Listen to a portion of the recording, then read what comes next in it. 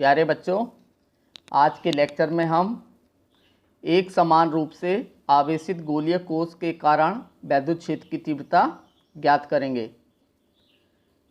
जैसा कि आपके प्रश्न में है कि आवेशित गोलीय कोश, इसके बारे में थोड़ा समझिए। आवेशित यानी कि चार्ज्ड है, और गोलीय कोश का मतलब होता है चालक गोला। ये खोखला गोला होता है, चालक है चूँकि, तो जब हम इसको आवेश देंगे तो संपूर्ण आवेश इसके बाहरी पृष्ठ पर एक समान रूप से वितरित हो जाएगा।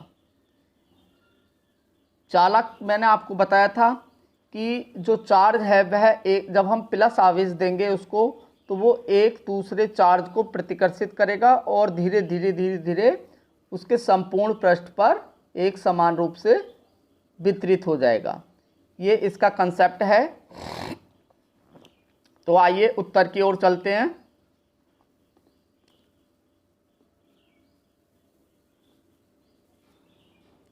देखिए क्वेश्चन नंबर हमारा 1 था, इसका आंसर है, हमने सबसे पहले क्या किया है कि एक कैपिटल आर त्रिज्या, देखिए यहाँ है कैपिटल आर त्रिज्या, और ये जो अंदर वाला गोला है कैपिटल आर त्रिज्या का एक गोलीय कोश है जिस पर प्लस क्यू आवेश हमने दिया है, जो एक समान रूप से इसके संपूर्ण बाहरी पृष्ठ पर वितरित हो गया है।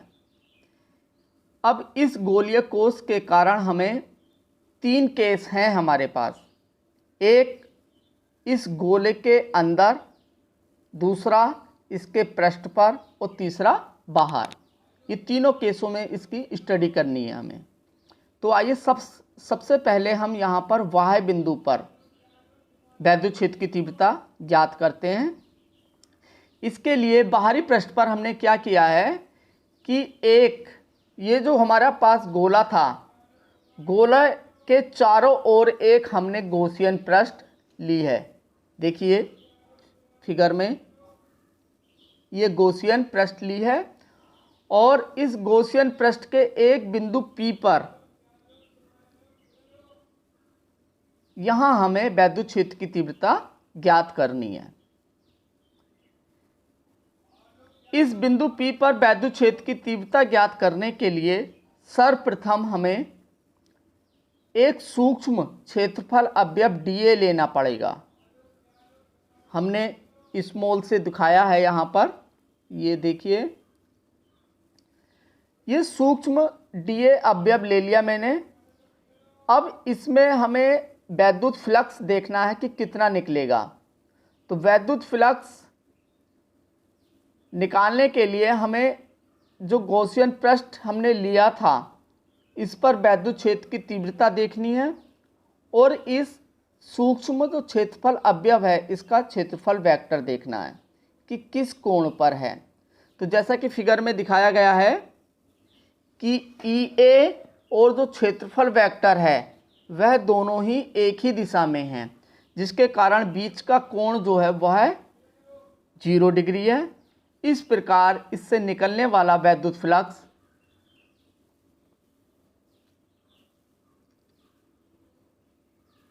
ये देखिए d फाई E बराबर E डॉट dA। अब जब वेक्टर हटाएंगे बेटा इसका हम, तो इसका परिमाण लिखेंगे, तो E dA cos 0, cos 0 की वैल्यू 1 होती है। इस प्रकार यहाँ पर जो d फाई E आया हमारा वो E dA है, यानी कि इस सूक्ष्म क्षेत्रफल अवयव से जो फ्लक्स निकल रहा था हमने dA प्राप्त हुआ। अब मैंने आपको बताया है जब किसी बड़े पृष्ठ का कैलकुलेशन गणना करनी है तो सबसे पहले हम छोटी चीज़ पर गणना करते हैं, फिर उसका समाकलन कर देते हैं। वही चीज़ मैंने यहाँ की है कि संपूर्ण गॉसियन पृष्ठ, जो हमने गॉसियन पृष्ठ ली थी, उससे निकलने वाला वैद्युत फ्लक्स कितना होगा।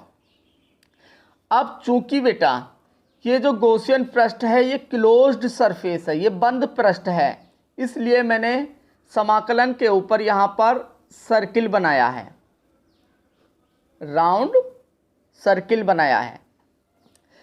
तो इस प्रकार से जो संपूर्ण गॉसियन पृष्ठ से निकलने वाला वैद्युत फ्लक्स होगा वह फाई ई बराबर closed integral E dot d ए। हमने ऊपर देख ही लिया है कि जो फाई ई था वह ई डी ए था। इस प्रकार यहाँ पर हमने इसका मान रखा। तो देखिए हमारे पास फाई ई बराबर closed integral E dot d A equal to E into d A, चूँकि एंगल का मान 0 है इसलिए ई डी ए बचा।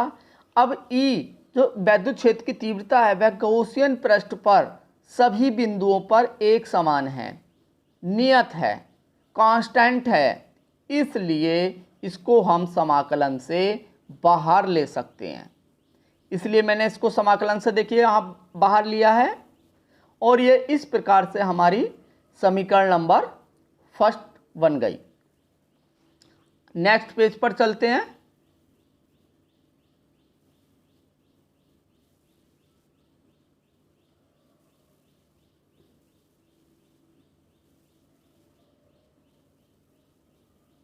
ये आपकी स्क्रीन पर पेज नंबर 2।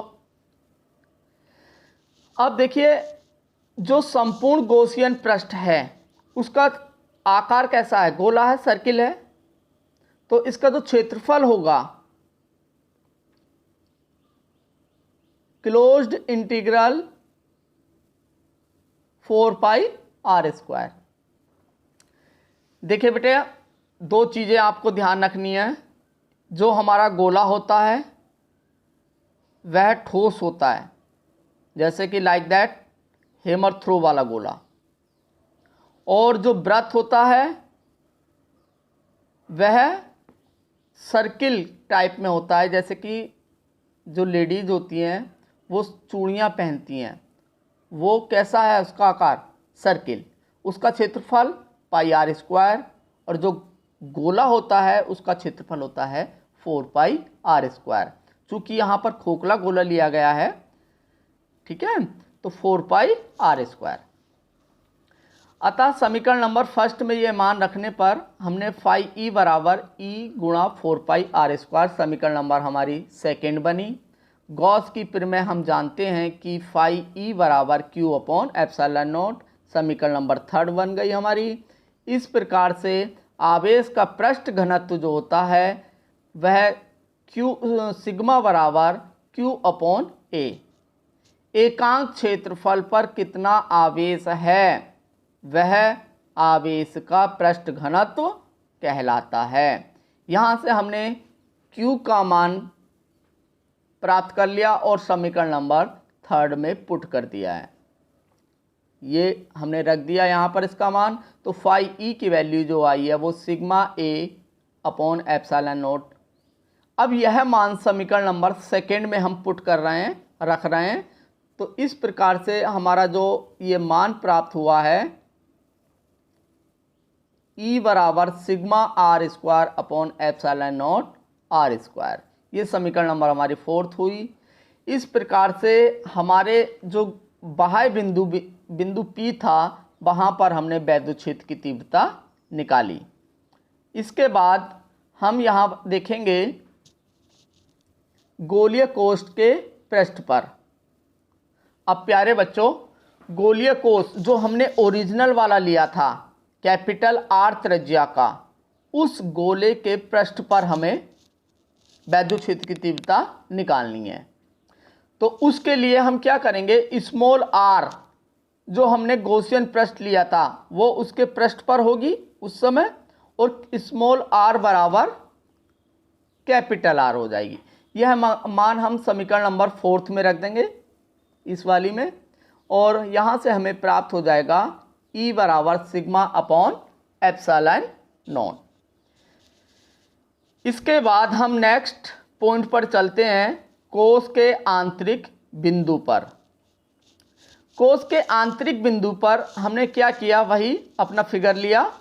फिगर में हमने यहाँ देखा, देखिए जो हमारा कैपिटल आर है वो तो गोलीय कोष है, ओरिजिनल वाला जो हमने लिया था।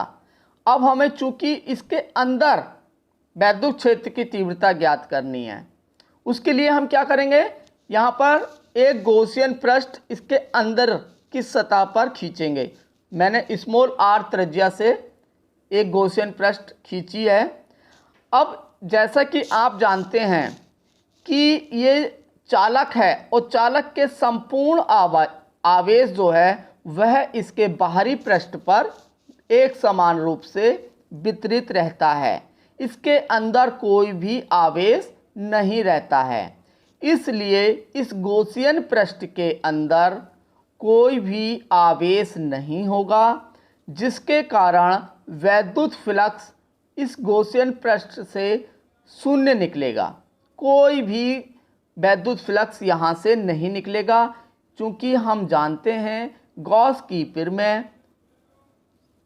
फाई बराबर Q अपॉन एप्सिलॉन नॉट होती है और यहाँ Q का मान 0 है, क्योंकि गॉसियन जो पृष्ठ हमने ली है उसके अंदर कोई भी आवेश नहीं है, Q का मान 0 है, इसलिए यहाँ पर Q का मान 0 आ गया बेटा।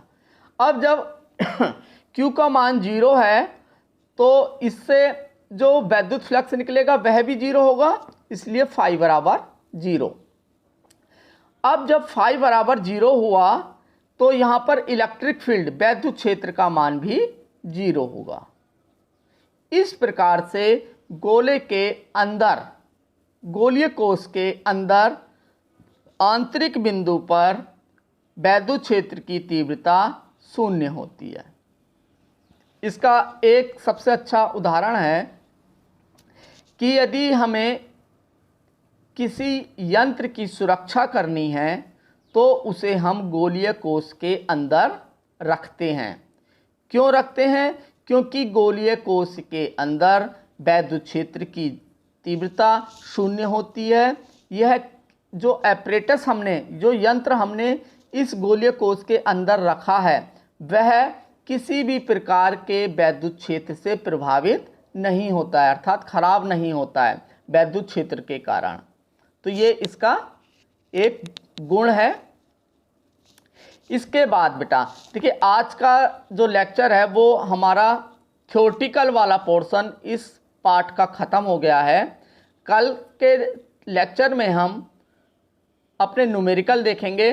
न्यूमेरिकल एनसीईआरटी बुक के कराएंगे, तो जिन बच्चों के पास एनसीईआरटी बुक नहीं है वो या तो ख़रीद लें या फिर अपना मोबाइल के द्वारा प्ले स्टोर में जाके पीडीएफ फाइल डाउनलोड कर लें। मैंने उसका लिंक भी आपको दिया था पहले, तो प्लीज़ बेटा उसको आप डाउनलोड कर लें और कल से हम न्यूमेरिकल कराएंगे। It's okay, thank you.